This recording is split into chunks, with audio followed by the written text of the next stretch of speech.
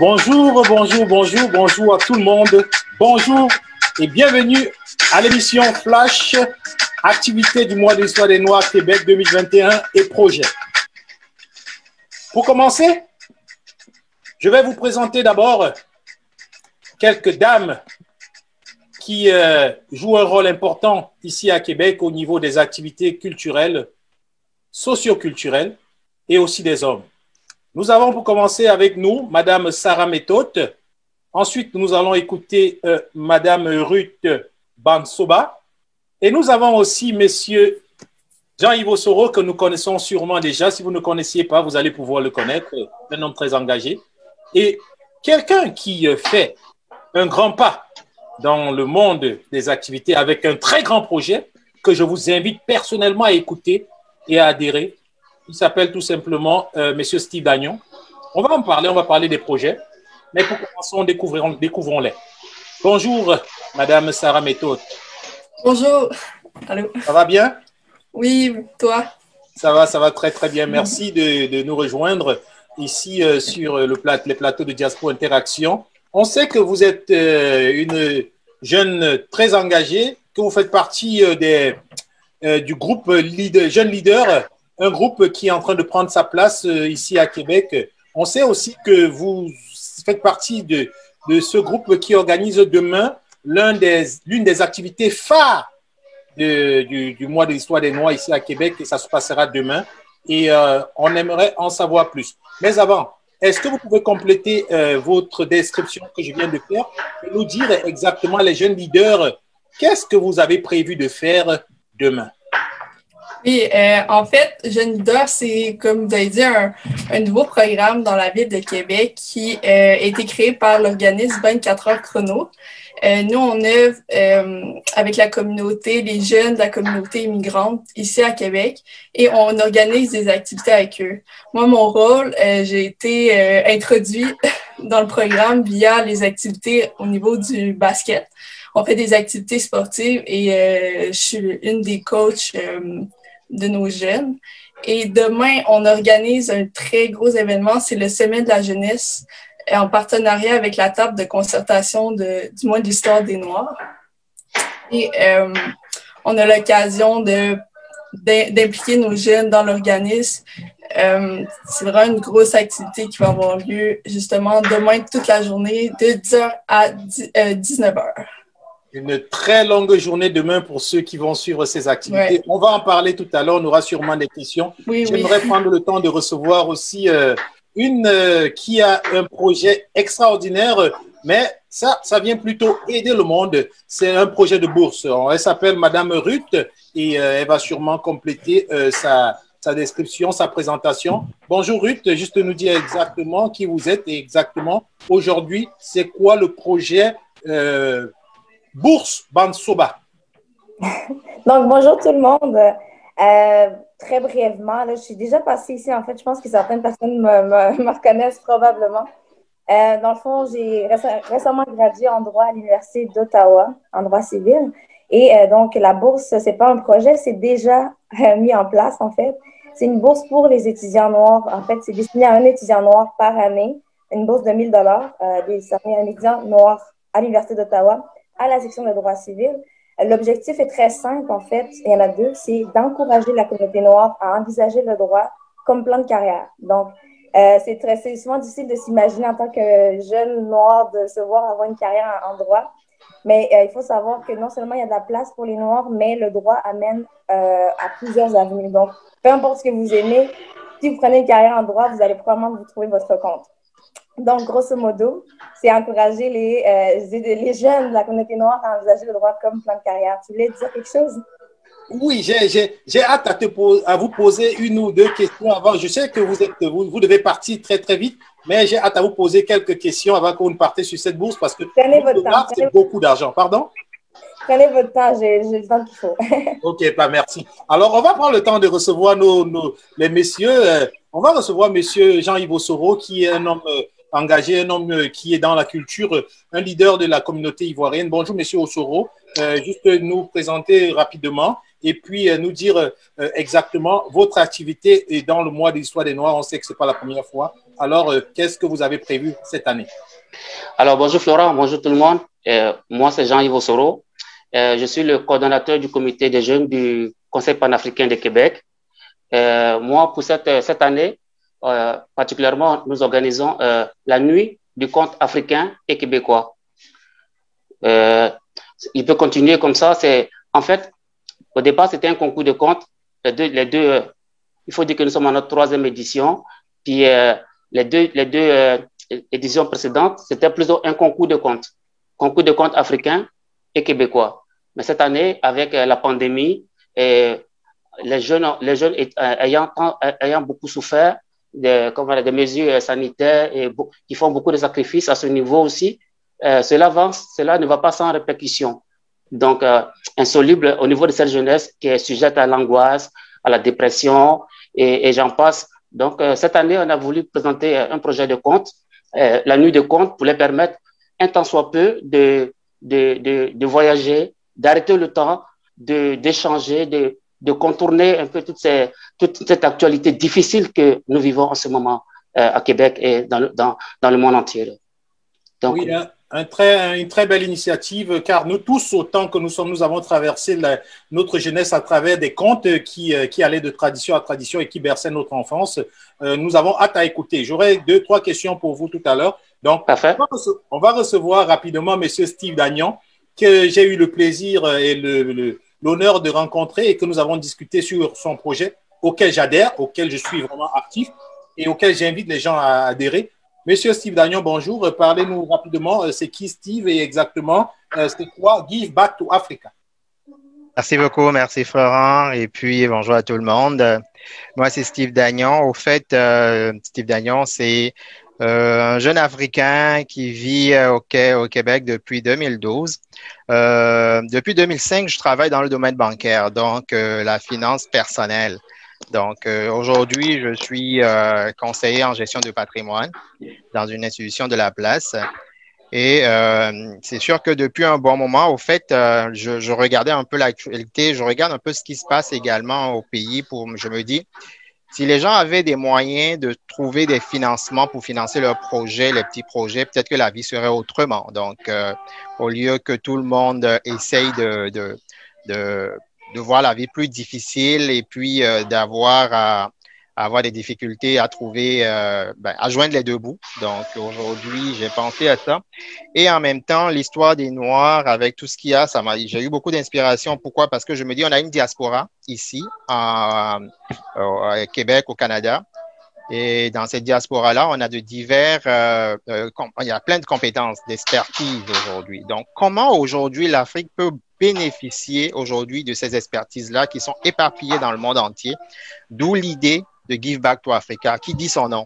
Donc, Give Back to Africa, chacun peut redonner de son temps, de son expertise, de son argent. L'essentiel, c'est qu'il faut redonner pour en faire quelque chose. On va en discuter un peu plus tout à l'heure. Merci beaucoup, Steve. Sûrement, il y en a qui se demandent pourquoi une émission comme ça, qui rassemble différentes personnes, différents organisateurs et porteurs de projets, et on parle de différents projets. Mais tout simplement parce qu'au cœur, le lien même de cette rencontre, c'est permettre à ces différents porteurs de projets, ces différents organisateurs de se rencontrer, de se connaître, de partager. Et vu qu'on a un trait d'union qui est donné, qui est l'Afrique, qui est la communauté, la diaspora, alors on s'est dit à Diaspora Interaction qu'il serait temps de faire rencontrer différentes personnes pour vraiment partager ce qu'ils portent et partager à travers leurs différents réseaux. Alors, ma première question va aller très rapidement à Madame Ruth. Madame Ruth, j'aimerais savoir pourquoi avez-vous pensé à la bourse et cette bourse-là, qui la finance et quelles sont les conditions pour y avoir accès? Alors, pourquoi j'ai pensé à la bourse? C'est très simple, c'est que souvent, certains, je ne sais pas, je parle pour moi, mais les gens qui se retrouvent sur les bancs d'école en droit, souvent, on se regarde à gauche, à droite, on essaie de voir si on a des camarades qui nous ressemblent, d'autres noirs. Et souvent, le constat est assez négatif, donc il n'y a pas beaucoup de noirs en droit. Il y a plusieurs raisons, mais les raisons appartiennent à ceux qui ne s'inscrivent pas, donc il ne faut pas aller au-delà. Pas les raisons. Par contre, je sais que l'aspect financier peut être aussi un frein pour beaucoup de jeunes d'aller en droit parce que ça coûte cher et c'est mentalement demandant. Il y a d'autres éléments qui font en sorte qu'on doute un peu d'aller en droit. Mais l'objectif, en fait, c'était de dire je veux augmenter ou j'aimerais augmenter le nombre d'étudiants en droit ou d'avocats plus tard, dans le fond, d'avoir plus de diversité dans le domaine juridique, d'avoir un système qui est inclusif, qui est représentatif de notre société. Donc, ça, c'est pour répondre à la première question. Et la deuxième, c'était de savoir qui la finance. C'est la communauté. Les Noirs, la communauté juridique finance cette bourse. Je donne une partie, mais je vais peut-être en profiter pour remercier quatre avocats qui ont comment dire, porté le projet parce que je leur en ai parlé. Ils ont dit oui, on embarque avec toi. Et à partir de là, j'ai été motivée pour faire la suite des procédures. Donc, Maître Alexandre Bien-Aimé, Maître Safiatou Diallo, Maître Sabine Ouitonze et Maître Joshua Sally Harrington, ce sont quatre avocats qui ont accepté de porter. Moi, j'ai dit, j'ai une idée, est-ce que vous pouvez m'aider? Ils m'ont dit oui. Donc, c'est les personnes qui ont financé de base. Par contre, je tiens aussi à dire que l'Université d'Ottawa y a participé, la section de droit civil, et il y a des professeurs qui ont participé, des amis qui ont participé et d'autres personnes autour de moi que je ne connais pas qui ont participé. Donc, pour répondre à la question simplement, c'est la communauté et les alliés qui croient à cette cause. Il y avait une troisième question. Exactement, j'y arrive. Les critères pour avoir accès à la bourse, en fait, c'est une bourse pour l'instant dédiée à l'Université d'Ottawa uniquement, donc il faut que ça soit un étudiant de l'Université d'Ottawa. Il faut que la personne soit déjà admise en droit civil. Donc, c'est une bourse d'admission. Donc, dès que la personne présente son admission, elle peut également présenter une demande pour cette bourse directement. Après, par rapport aux critères de sélection, c'est quand même, on va dire, on a essayé de faire un peu différent. En fait, c'était moi, j'ai voulu faire différemment. C'est pas axé sur les notes. Souvent, les bourses, c'est axé sur la performance scolaire. Et pour cette fois-ci, il ne s'agit pas de la performance scolaire. Toutefois, je tiens à souligner que pour être accepté en droit, il faut quand même un certain niveau de moyenne générale. Donc, ça va de soi. Par contre, lorsque la personne se présente, on ne regarde pas sa fiche scolaire, mais on va regarder est-ce que, la personne a un besoin financier. Après, est-ce que la personne redonne à sa communauté d'une manière ou d'une autre? Et la troisième qui me tient énormément à cœur, est-ce que la personne a cette soif de réussir? Okay? Cette excellence, Black Excellence que j'aime bien faire la promotion. Est-ce que cette personne-là a cette envie de réussir, cette soif de réussir, cette persévérance qui est souvent exigée en droit? Donc, ce sont les trois critères qui n'ont rien à voir avec on va dire, le CV scolaire, mais qui, en fait, on veut que les étudiants nous parlent d'eux, nous parlent de leur expérience, d'où viennent, pourquoi ils sont en droit, puis comment ils redonnent à la communauté. Merci beaucoup de ces informations. J'espère que tous nos web spectateurs qui nous écoutent depuis Ottawa sont vraiment, ils écoutent et qui vont pouvoir profiter vraiment de cette bourse parce que $1,000, c'est quand même, c'est peut-être, c'est beaucoup, c'est peut-être petit pour certains, mais moi, je trouve que c'est beaucoup. Merci. Et on vous revient avec une autre question. J'aimerais me retourner très rapidement avec Madame Méthode, Sarah.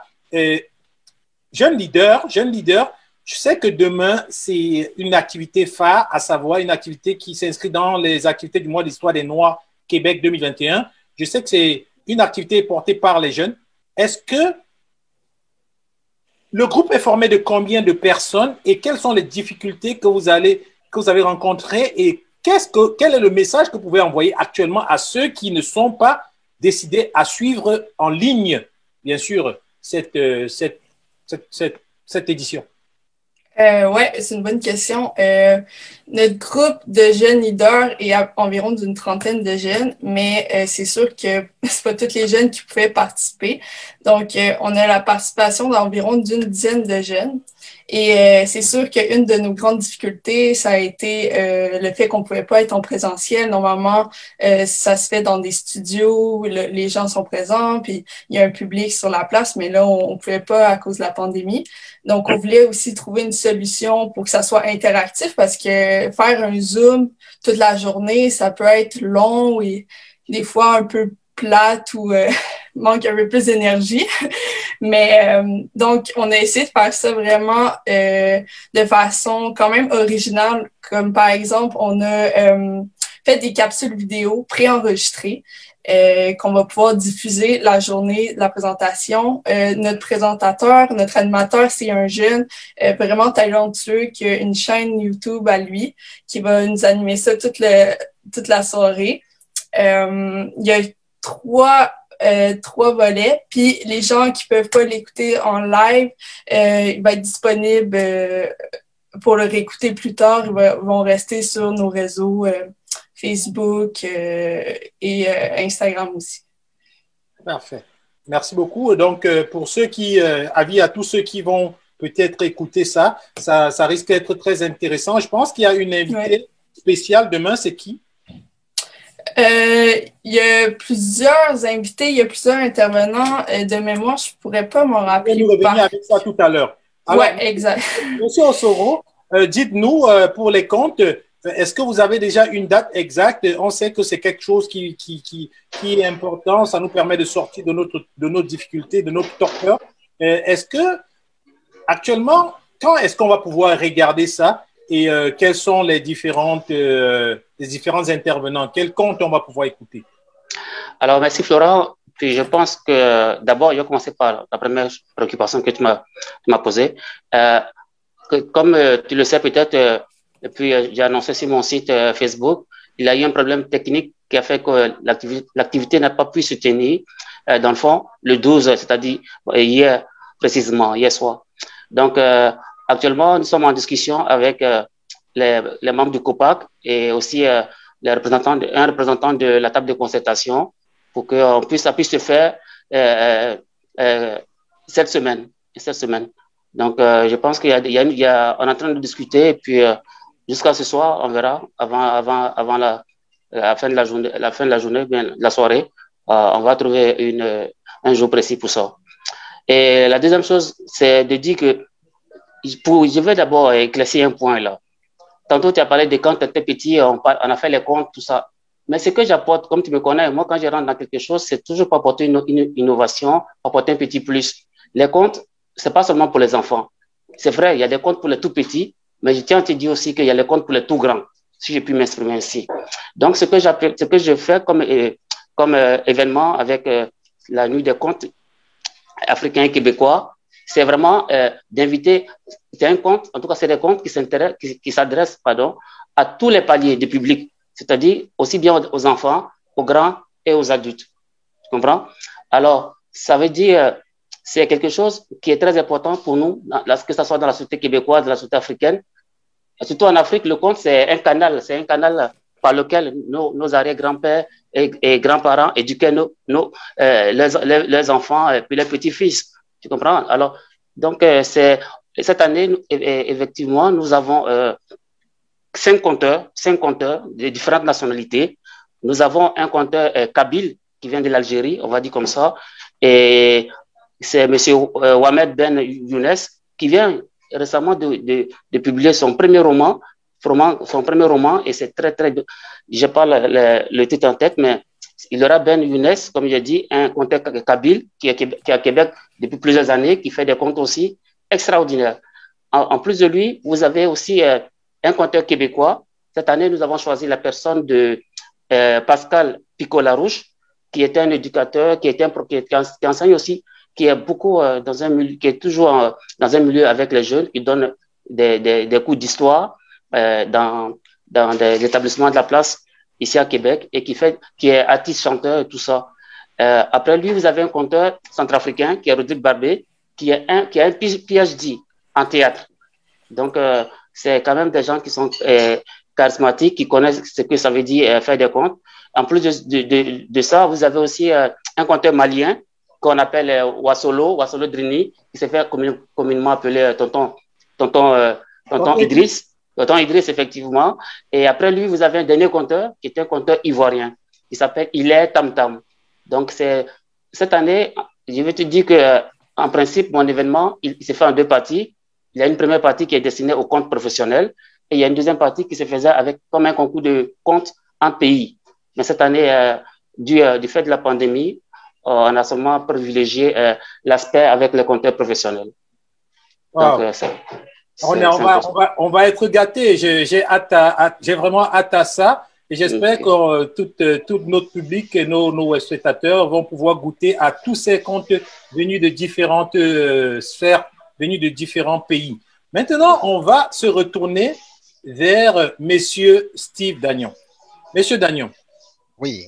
actuellement, j'aimerais vraiment que vous nous parliez de votre projet. C'est quoi Gift to Africa? C'est comment est-ce que l'on peut participer à votre activité, à ce grand projet? Et comment est-ce qu'on peut être certain que l'argent qu'on vous donne ira vraiment aux personnes nécessiteuses? Bref, la crédibilité. Parlez-nous de ça, s'il vous plaît.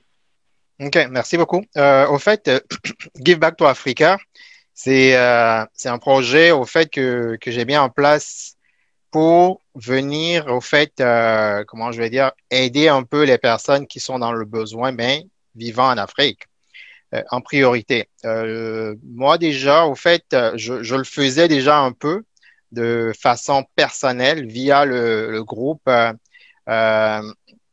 différents groupes. Par exemple, j'ai un enfant que je parraine au Sénégal. J'interviens également, je suis bénévole dans le groupe de bénévoles de premier secours en Côte d'Ivoire. J'interviens également aussi au Bénin dans une structure qui existe un peu. Mais au fait, ce qui se passe, c'est que je me suis rendu compte que tout seul, on va vite, mais on va pas loin. Donc, ça m'a poussé à dire aujourd'hui, au lieu qu'on essaye d'envoyer de l'argent un peu partout de façon dispersée, si on pouvait se réunir, au fait, et puis faire quelque chose ensemble, ça va avoir un impact. Et raison pour laquelle j'ai voulu, au fait, mettre en place la structure déjà, donc une structure qui va respecter, au fait, qui va avoir une structure juridique, je veux dire, qui va respecter déjà la réglementation au Canada. Après ça, au fait, la collecte des fonds, au fait, actuellement, ce que je fais, c'est beaucoup plus faire adhérer, fédérer des membres. Donc, j'adhère des personnes à un projet. Dans la vision du projet, c'est vraiment investir dans des personnes ou investir en Afrique à plusieurs niveaux. Donc, la première, ça peut être en donnant, en formant. Donc, on va avoir des formations, on pourra donner des formations. Ça peut être également en contribuant de façon financière. Donc, aujourd'hui, c'est des participations qu'on va donner qui va aujourd'hui aller soulager un peu ces personnes-là qui sont dans le besoin. Maintenant, comment aujourd'hui on va s'assurer que ça va aller à ces personnes-là? C'est en passant par les structures existantes. Donc, nous avons plusieurs structures qui existent déjà en Afrique, qui aujourd'hui sont sur le terrain, qui aujourd'hui œuvrent également dans ce domaine-là. On a encore ce qui est super intéressant, qui se fait très bien pour les gens qui sont bénévoles de premier secours. Ça se passe sur la toile. Donc, quelqu'un aujourd'hui qui va dans un hôpital, qui voit qu'une personne qui est un accidenté, un besoin criard, parce que ce qu'il faut savoir, si tu n'as pas de l'argent, tu ne peux pas te faire soigner à l'hôpital. Si tu n'as pas de l'argent, tu ne peux pas te faire financer un projet. Donc, si par hasard, on rencontre quelqu'un dans la rue qui souffre qui a une grosse difficulté, quelqu'un peut le filmer, cette personne-là, il filme et il le balance sur la toile. Nous, qu'est-ce qu'on fait? On récupère cette vidéo-là et on va diligenter quelqu'un dans le pays pour aller s'assurer que l'histoire véhiculée est vraie. Donc, on fait une petite enquête autour pour savoir si ce n'est pas juste de la manipulation, si l'information est vraie, ainsi de suite. Une fois qu'on s'est avéré que tout ça est vrai, on balance maintenant la demande dans le groupe des bénévoles pour dire voilà le besoin qu'il y a et il faut qu'on puisse se réunir pour faire face à ce besoin-là. Aujourd'hui, on pense que si on n'arrive pas à aider les gens à manger à leur faim, c'est sûr que si on vient pour dire on va développer le pays, on va faire des routes, on va faire des ponts, ça ne marcherait pas. Parce que les gens, la priorité, c'est la faim d'abord. Après, on va parler de la santé. Après, on va parler de l'éducation. Donc, pour adhérer, au fait, c'est très simple. Il faut d'abord aller sur le site de GiveBack. Après ça, le site va sortir bientôt. Et puis, je vais donner toutes les informations pour des gens qui seront intéressés. Super, merci beaucoup. Je trouve que c'est, comme je vous l'avais dit en privé, je trouve que c'est une très belle initiative. La crédibilité, personnellement, je crois qu'elle est là. Et je pense que peut-être le $1000, s'il y en a qui peuvent aussi donner $1000 comme Madame Ruth, peut-être ça pourrait donner. Alors, Madame Ruth, c'est une façon comme ça de glisser vers vous. J'aimerais maintenant savoir, vous, quelle est, à moyen long terme, quelle est l'intention derrière la bourse Bansoba? Donc, qu'est-ce que vous aimeriez dans le futur faire? Comment vous voyez cette initiative-là dans le futur? C'est une très bonne question. En fait, je ne sais pas si j'ai le droit de m'orienter vers ça parce que en dévoilant l'avenir ou de ce qu'on prévoit, c'est aussi mettre certains projets en. En tout cas, grosso modo, je vais faire court et simple. Grosso modo, en fait, l'idéal pour moi, en fait, si on extrapole et puis on va loin, ça serait que toutes les universités aient une bourse qui est dédiée aux étudiants noirs en droit. Après, ça ne veut pas nécessairement que ça serait ma bourse ou le nom ou la bourse va porter mon nom, mais l'initiative qui a été partie à l'Université d'Ottawa, j'espère qu'elle va être répétée dans d'autres universités éventuellement. Et vu qu'on ne peut pas dévoiler certaines choses, par contre, on travaille beaucoup par rapport à Montréal et à Québec. Donc, peut-être, on ne sait pas, dans un futur proche, il y aurait une bourse aussi à l'Université Laval ou peu importe. Donc, on travaille pour voir comment on peut élargir l'initiative à d'autres universités. Mais encore là, c'est très, très dans l'œuf. C'est un projet dans l'œuf pour les autres universités. Bon, avant d'éclater l'œuf et de voir vraiment qu'est-ce que ça va devenir, est-ce que les personnes qui vous entourent, qui vous accompagnent, qui donnent leur argent dans cette bourse-là, est-ce qu'ils ne trouvent pas que ça... Vous n'avez pas eu quelques réactions? Bourse Bansoba, c'est pas trop personnel, c'est pas trop personnalisé? Est-ce que c'est pas trop un peu égoïste, un petit narcissisme là dans le nom de la bourse? Je ne m'attendais pas à cette question. Vraiment. En plus, en ondes, en direct, donc je ne peux pas... Ben oui, c'est une façon. Ben non, vous n'avez pas à répondre, je suis en train de... C'est une façon de blaguer. J'y ai pensé et honnêtement... Ça peut être un problème à certaines personnes. Exactement. Ma réponse est quand même très simple. Pourquoi pas? Parce que si vous regardez dans l'histoire, souvent les gens qui mettent des initiatives en place, ça porte leur nom. Okay? Après, je ne pense pas avoir inventé le fait de mettre une bourse, mais pour l'Université d'Ottawa, pour les étudiants en droit civil, c'était une première et pourquoi pas? Tu vois? Je sais qu'il y a peut-être un aspect, je ne sais pas, égo comme vous dites, mais c'est que j'ai une histoire avec le droit, et j'ai une histoire de persévérance que j'espère pouvoir donner un petit peu de cette envie-là d'avoir du droit à d'autres jeunes noirs. Donc, j'y ai pensé, j'y ai réfléchi et la réponse est très simple, mais pourquoi pas, en fait, tout simplement. Moi, je vous dirais que personnellement, je trouve ça fantastique. C'est fabuleux parce que quelque part, notre histoire s'écrit à partir de nous. Si vous n'écrivez pas votre propre histoire, personne n'écrira pour vous. Alors, avant de passer à quelqu'un d'autre, j'aimerais juste savoir, est-ce que vous travaillez déjà, je sais que vous l'avez dit tout à l'heure, mais est-ce que vous travaillez profondément et sérieusement à internationaliser ou alors élargir cette bourse-là? Et je sais que vous êtes quelqu'un de cœur et sûrement le projet de messieurs Dagnon, sûrement, je suis sûr que vous allez vous parler après, mais est-ce que vous travaillez à internationaliser à travers d'autres universités? Est-ce que vous êtes vraiment dans... Si quelqu'un a ça en cœur, si quelqu'un écoute cette vidéo et il a en cœur, comment est-ce que ça vous... C'est quelque chose qui vous parle? Alors, je vais peut-être vous décevoir un petit peu.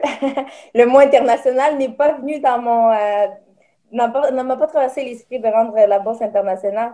Moi, je viens de Québec, la ville de Québec, la province. Donc, vraiment, si on a à grandir, à élargir, mon champ de vision s'arrête à la province de Québec. Okay? Et quand je dis de prendre ma bourse ou non, l'objectif ultime, que ce soit la bourse à mon nom ou une autre bourse, c'est d'avoir des bourses pour des étudiants noirs en droit dans les universités ou pratiquement, si c'est possible de faire dans toutes les universités, pourquoi pas? Est-ce que ça va être ma bourse à moi? Pas nécessairement, mais l'objectif, c'est vraiment d'encourager la diversité dans le domaine juridique et peu importe la façon qu'on va le faire.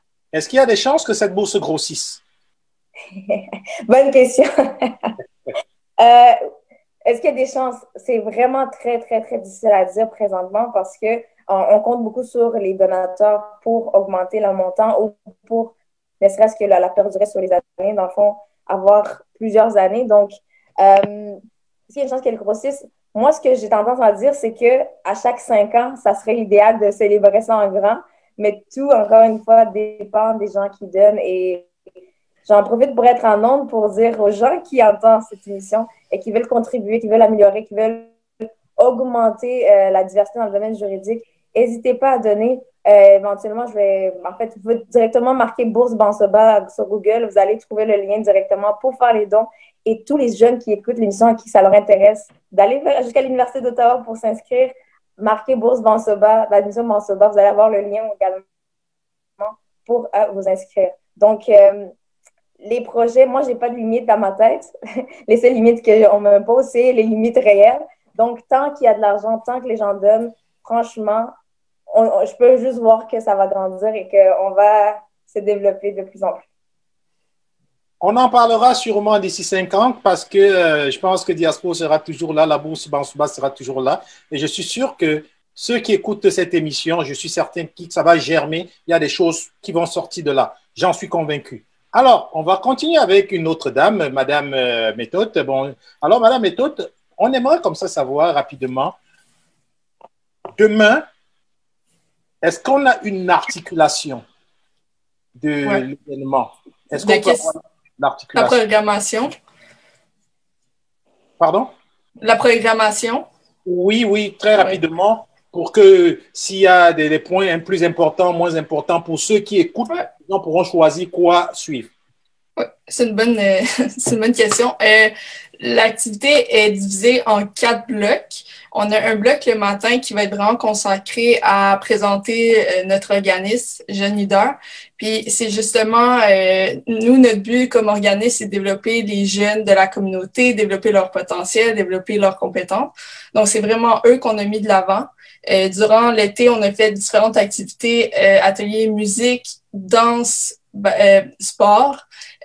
Aussi multimédia. Donc, on va mettre ça en contribution. On va avoir des capsules vidéo des gens qui vont présenter la danse, la musique. On va faire de la musique en live avec le professeur de nos ateliers. Ça va être l'avant-midi. Donc, on va faire le tour d'activité. Il va y avoir des jeunes qui vont venir nous présenter aussi leur initiative, leurs vidéos qu'ils ont construites. Après ça, en après-midi, il va y avoir le bloc 2, c'est un concours d'éloquence. Donc, on a choisi 4 jeunes, 2 de nos jeunes, de jeunes d'or et 2 en lien avec le mois d'histoire des Noirs, qui vont venir faire ils ont préparé un texte qu'ils vont nous lire. Puis, il va y avoir un jury qui va décider le meilleur texte, la meilleure personne, la meilleure éloquence dans nos jeunes. Il va y avoir du public qui peuvent regarder. Il va y avoir une salle consacrée au monde qui veulent nous rejoindre en live sur Zoom. Et on a aussi un débat qui est animé par un de nos coachs aussi, un de nos mentors, qui va avec nos 2 autres jeunes de notre organisme, plus 2 autres jeunes avec la table de concertation, en lien avec une BD de un de nos jeunes qui on va raconter son histoire, son intégration par le hockey. Un jeune qui vient du Mali, qui s'est intégré ici en faisant du hockey, puis il va y avoir un bon débat qui va en suivre. Et au final, il va y avoir une 4e partie que je crois que c'est vous-même qui allez animer, si je ne me trompe pas. Oui, le 4e bloc. Aussi, oui, absolument. Oui, exact. Donc là, c'est plus avec Jeunes Leaders, mais pareil, ça va bien clôturer l'activité de notre sommet de la jeunesse. Et on aura avec nous la représentante de la ville au niveau du culturel qui sera là, Madame Harris, je pense. Je pense que c'est quelque chose de très intéressant à écouter.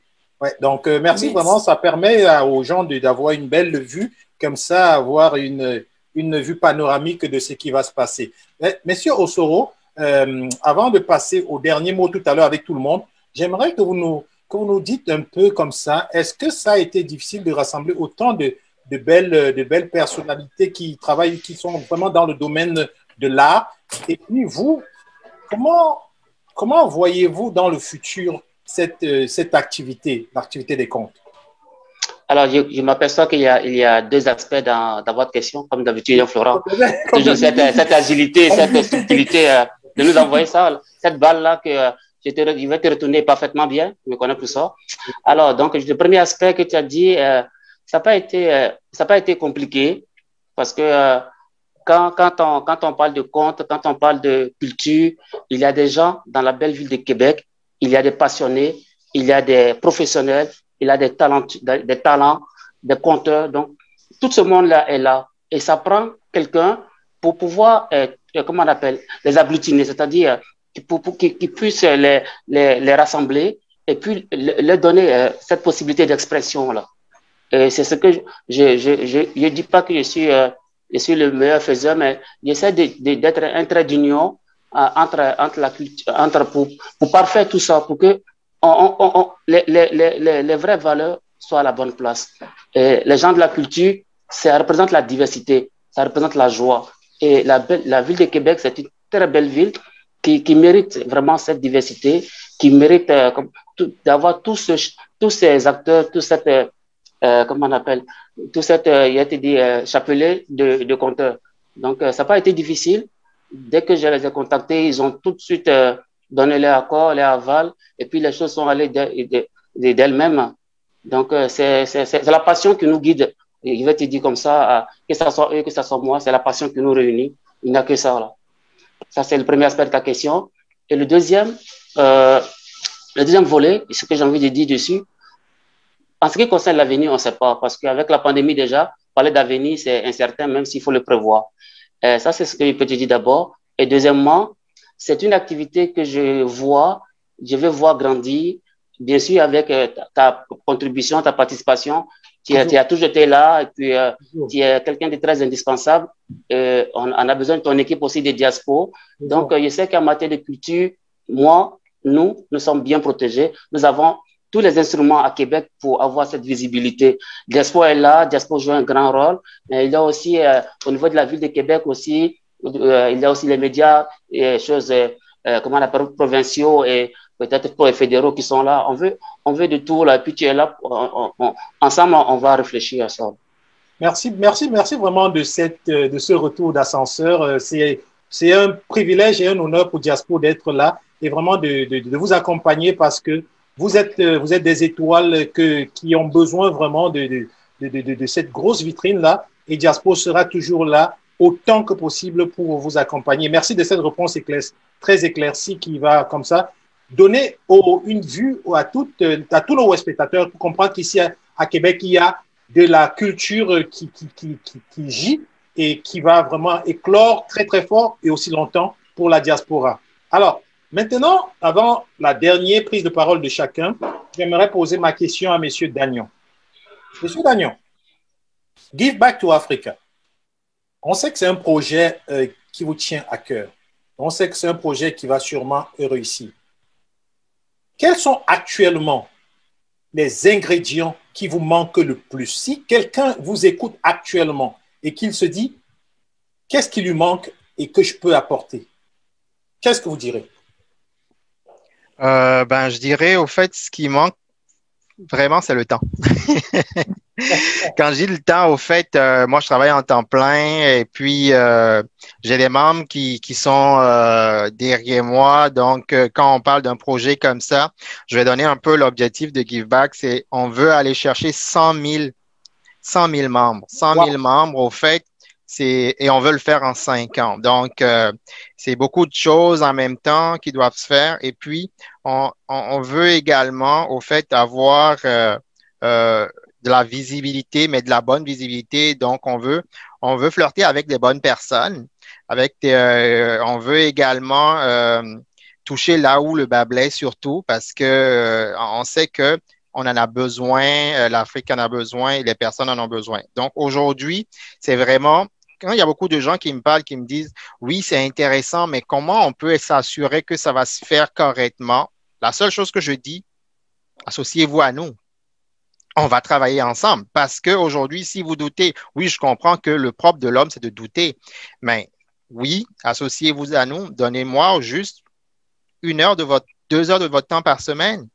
On va pouvoir développer les choses, on va pouvoir travailler ensemble et puis surtout aussi porter l'information plus haut pour que les gens puissent savoir au fait, oui, aujourd'hui, nous, on peut se permettre de le dire. Autant que nous sommes sur ces panels-là, on a sorti le nez, on a sorti la tête de l'eau. Nous, l'eau nous arrive là, autant que nous sommes ici. Par contre, il y a des gens qui ont encore l'eau ici. Là. Il y a encore l'eau, il faut qu'on les aide à sortir le nez de l'eau. Donc, et c'est à ce moment-là, ça nous prend, au fait, ça prend chacun de nous, ça prend notre aide. Donc, venez donner de son temps. Les éminents professeurs peuvent aussi donner de leur expertise. Donc, pourquoi pas? Ça peut être des petits cours magistraux qui sont peut-être pas forcément vendus, mais donnés aux gens pour permettre aux gens de s'en sortir. Aujourd'hui, j'ai un exemple très simple.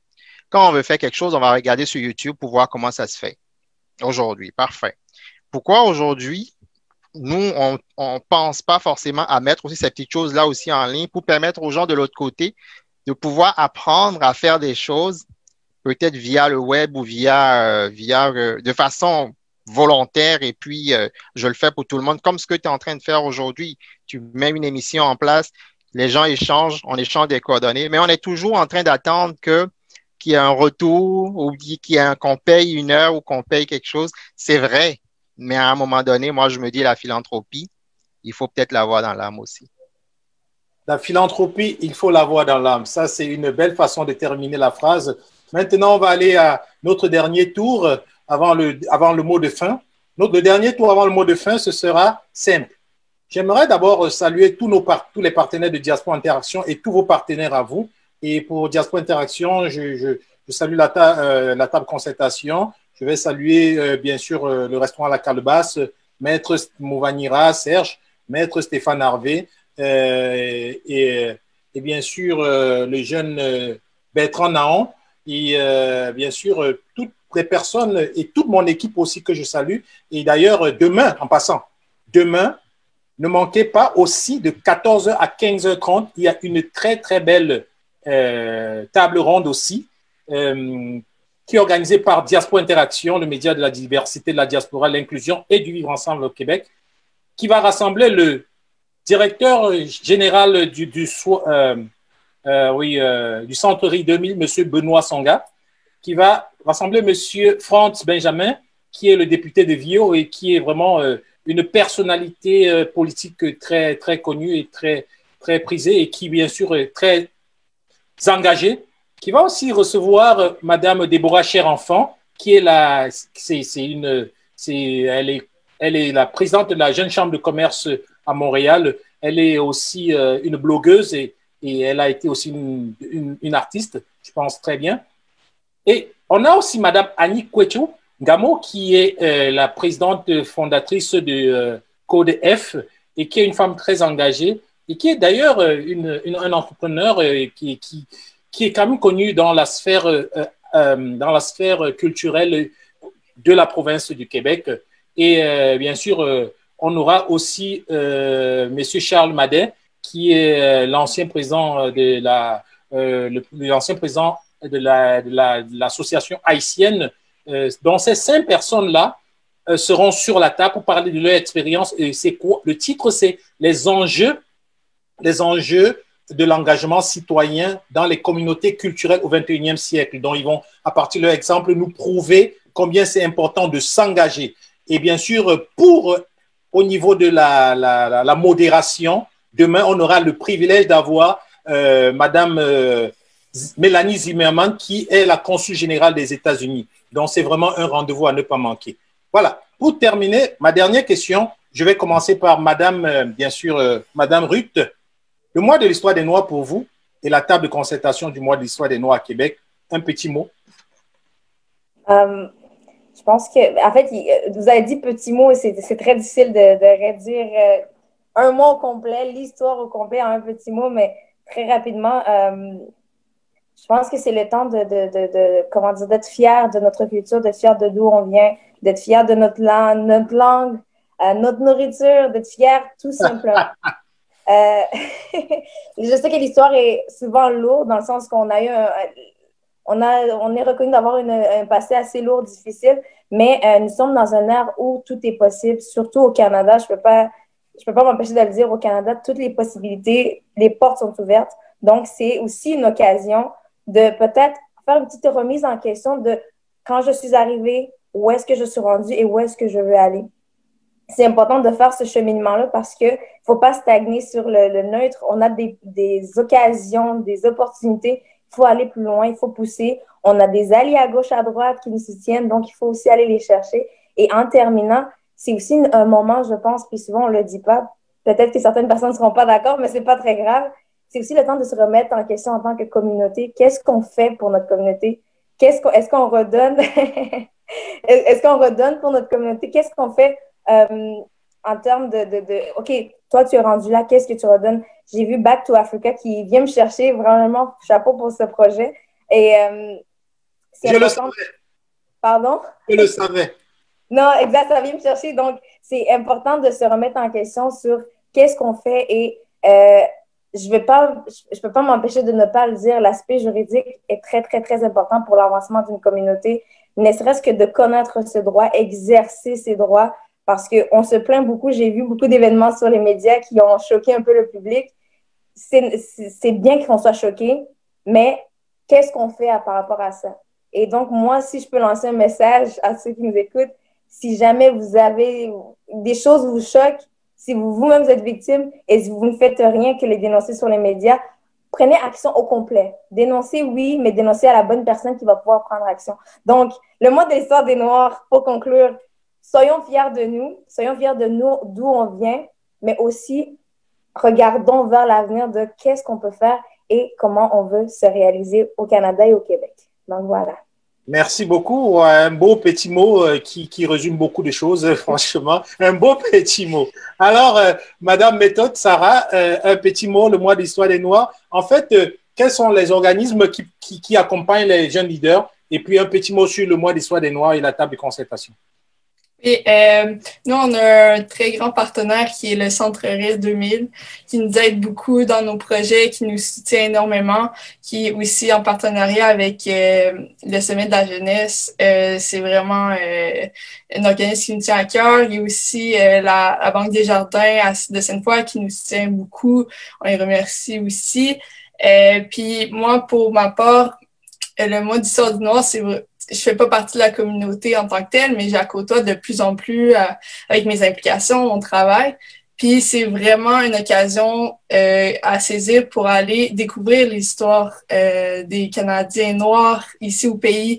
On peut être vraiment surprise de tout ce qu'on peut apprendre. Même moi, en ce moment, je travaille sur des projets, j'étudie en histoire et je travaille sur des projets avec le Centre RIR sur découvrir justement nos personnalités noires canadiennes, leur histoire. C'est vraiment riche, enrichissant aussi. Puis aussi, pour ma part, c'est aller à la rencontre de la communauté, aller à la rencontre des projets qui font, comme aujourd'hui ici, c'est vraiment une bonne initiative pour en connaître davantage. Puis, ayez pas peur d'aller en découvrir comme nous, le Sommet de la jeunesse. C'est une bonne occasion pour faire connaissance, créer des liens, créer des ponts. Ça va aider tout le monde à s'intégrer puis aussi à enrichir la culture. En fait. Pour moi, c'est ça le mois d'histoire des Noirs. Alors, merci. Comme vous l'avez dit, j'aimerais juste approfondir. Le mois d'histoire des Noirs, c'est pas juste le mois des Noirs, c'est le mois de tous les hommes, c'est le mois c'est le mois de l'humanité aussi. On parle de l'histoire de l'humanité. Donc, oui, peut-être que vous n'êtes pas complètement dans la communauté, mais c'est aussi votre histoire à travers nous parce que toute l'humanité, c'est nous tous. Alors, je vais maintenant rapidement donner la parole à M. Osoro qui sûrement va nous dire qu'est-ce qu'il pense du mois de l'histoire des Noirs et de la table de concertation. Alors, merci Florent. Moi, je tenais d'abord à remercier la table de concertation qui organise le mois de l'histoire des Noirs. Il faut dire que, ayant participé à quelques éditions, depuis 2 ou 3 ans, il y a vraiment un gros travail qui est fait. Je ne dis pas que les bureaux antérieurs n'ont pas travaillé, mais franchement, c'est une continuité. Mais ces 2 ou 3 dernières années, il y a vraiment de gros efforts qui sont faits au niveau en ce qui concerne la visibilité, aussi bien dans la programmation alléchante qu'on découvre à chaque année. Et c'est vraiment le lieu de vraiment féliciter tous les membres comment on appelle, de cette table de concertation qui travaillent très dur pour nous offrir ces activités pendant le mois de février, que comme vous le savez, qui n'est pas le mois le plus chaud au Québec ici. Mais nous, les Africains, nous allons le réchauffer et nous, on nous connaît pour notre chaleur. On n'a pas de problème avec ça. Mais je veux aussi remercier Diaspora Interaction qui accompagne chaque année la table de concertation dans cette démarche-là. Et aussi, permets-moi, là, je te demande la permission, de me permettre de remercier, comment on appelle, le Conseil panafricain de Québec, le COPAC, avec à sa tête le nouveau président Franck Ebois. Franck Ebois, et c'est une nouvelle équipe, et puis on a de montrer ce qu'on peut faire, ce qu'on sait faire, ce qu'on peut faire au niveau de la diversité et puis des sujets qui viendront avec là. Alors, la deuxième question, le deuxième aspect de ta question, c'est un peu éparpillé, égaré cette fois-ci, là, mais... Non, c'était juste simplement le mois de l'histoire des Noirs et la table de concertation, en gros. OK. Sinon, le mois de l'histoire des Noirs, c'est vraiment l'occasion de magnifier notre culture, de magnifier nos communautés, de magnifier la diversité à Québec. Donc, ça doit être une fierté pour toutes les familles, que ce soit afro-descendantes, mais aussi éviter toute la population québécoise à cet événement-là. Parce qu'il y a des enfants qui sont nés ici, des afro-descendants, qui jouent avec des petits Africains, qui jouent avec des petits Québécois, qui jouent avec des petits Autochtones. Et c'est important qu'on puisse les rassembler dans des activités. Donc, ce rôle, manifestement, revient à chaque parent d'inviter les enfants à suivre bien eux-mêmes, à participer, ne serait-ce qu'à une ou deux activités organisées par la table de concertation. Merci beaucoup, M. Osoro. Ça se voit que vous êtes plongé vraiment dans cette excellence qu'elle est représentée et symbolisée par les activités qu'organise la table de concertation et bien sûr toutes les personnes qui y participent.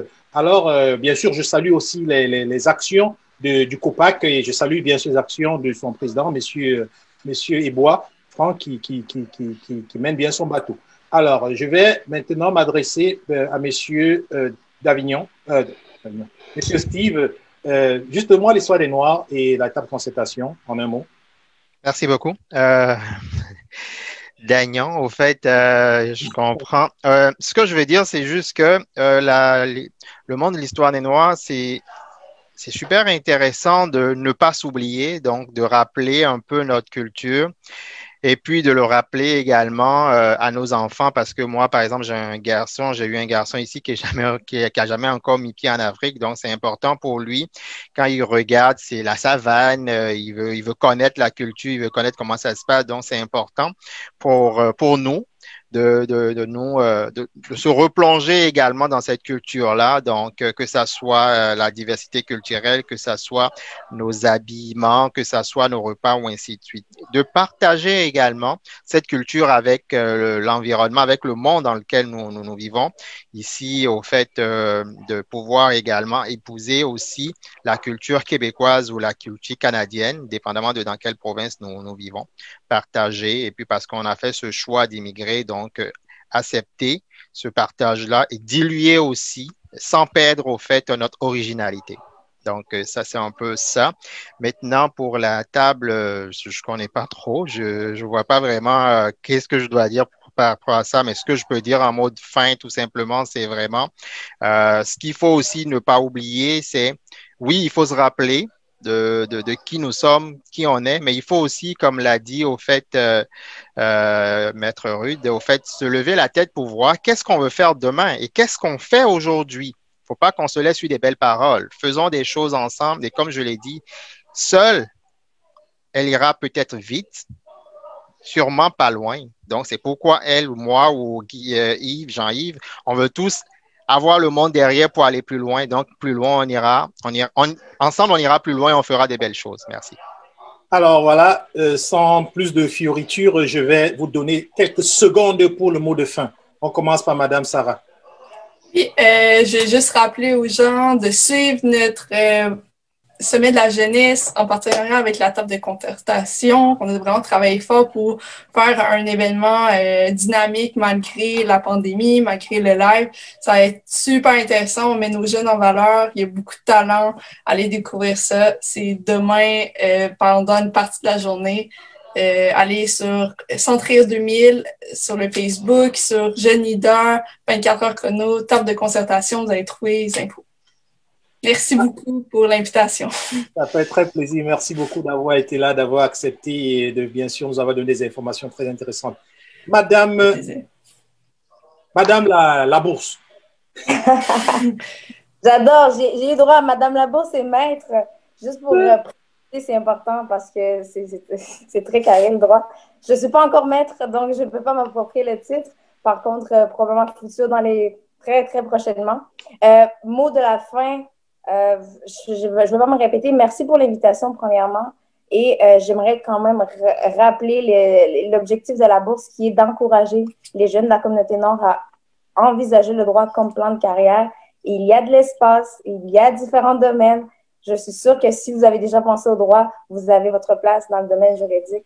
Donc, pensez-y bien. Si vous avez des questions, Google, sinon vous pouvez me contacter directement. Autrement, pour tous ceux qui ont un portefeuille assez garni, soyez généreux, donnez généreusement. Puis, voilà, c'est le mot de la fin. Bon mois de l'histoire des Noirs à tous et à toutes. Célébrez bien. Rappelons-nous d'où est-ce qu'on vient. Puis surtout, regardons où est-ce que nous allons en tant que communauté. Voilà. Merci infiniment. Monsieur Osoro. Monsieur Osoro. Oui, vous m'entendez? Tu m'entends? Oui, un mot de fin. OK. Alors, je vais commencer avant tout par te remercier pour l'invitation, à remercier toute l'équipe qui est derrière toi aussi, parce que c'est un travail d'équipe, j'imagine. Ça, c'est la première des choses. La deuxième des choses, c'est de demander à tous les gens qui sont curieux de voir à quoi va ressembler cette activité de compte qui n'a pas pu se tenir, de surveiller nos réseaux sociaux, ceux aussi de la table de concertation, pour voir cette semaine, et éventuellement, il y aura une nouvelle date qui serait trouvée, comme j'avais dit, dès l'entame de l'émission. Et pour finir, j'aimerais transmettre un message à cette jeunesse afro-descendante qu'on célèbre cette année, malgré la pandémie. J'aimerais leur dire que la plupart des penseurs de notre contemporain, que ceux des siècles passés, nous ont dit et continuent de nous dire que les véritables transformations de la société ne peuvent se faire qu'au terme d'une transformation des humains eux-mêmes.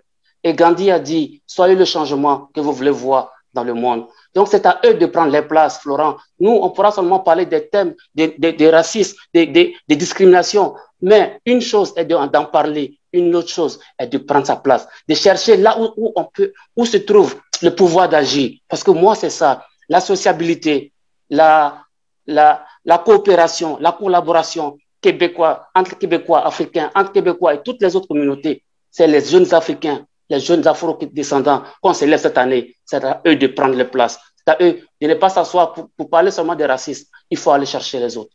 Il faut aller jusqu'au bout. Le pouvoir d'agir. Merci. Merci infiniment. Merci. Monsieur Steve. Merci beaucoup. Je te remercie, Florent, pour ta disponibilité et puis l'accompagnement. Je remercie également toutes les personnes ici présentes. Spécial remerciement à Sarah, la seule personne différente de nous, mais qui vraiment fait beaucoup pour notre communauté, parce que je pense que c'est super important. Tout ce que je veux dire, c'est juste mon dernier mot, c'est l'espoir fait vivre, mais ceux qui vivent de l'espoir meurent de faim. Merci. L'espoir fait vivre, mais ceux qui vivent d'espoir meurent de faim. Ça, c'était votre mot de fin. Franchement, je suis privilégié d'avoir pu vous rassembler, d'avoir pu permettre au monde de découvrir ces personnalités qui sont derrière vous, ces grands projets qui pourraient demain changer le monde, cette vision que vous portez et ces actions que vous portez dans le monde et qui permet bien sûr au monde de changer.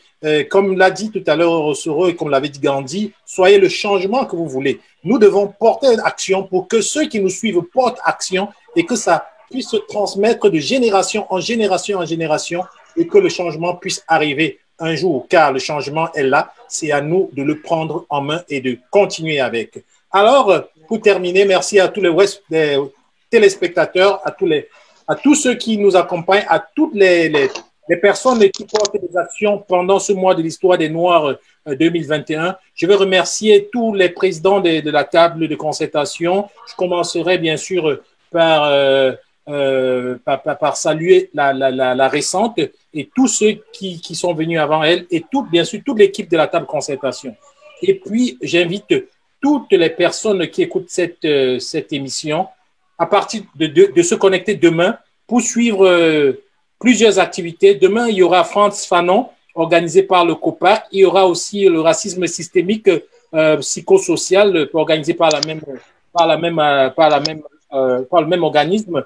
Et il y a aussi les défis et les enjeux qui interpellent les femmes africaines et caribéennes, organisés toujours par le COPAC. Et puis, n'oubliez pas, demain, Diaspora Interaction organise une très, très belle activité. J'espère vous y voir de 14h à 15h30.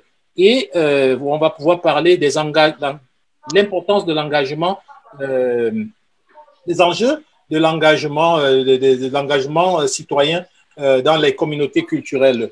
Et puis, il y a beaucoup d'activités qui s'en viennent. Célébrons les Afro-Québécoises, les professionnels descendants en environnement. On a Daka Dembélé, Zal Sissoko, le sommet de jeunesse afro-descendante de demain. Et bien sûr, Tchèque Anta Diop s'est déjà passé. L'excellence, en passant, la journée de l'excellence entrepreneuriale qu'organisait le COPAC, c'était aujourd'hui. Et on a eu 3 gagnantes que j'aimerais saluer ici et que je vais recevoir, bien sûr, dans les jours à venir. La gagnante numéro 1, Sorel Domko, bien sûr, que je salue.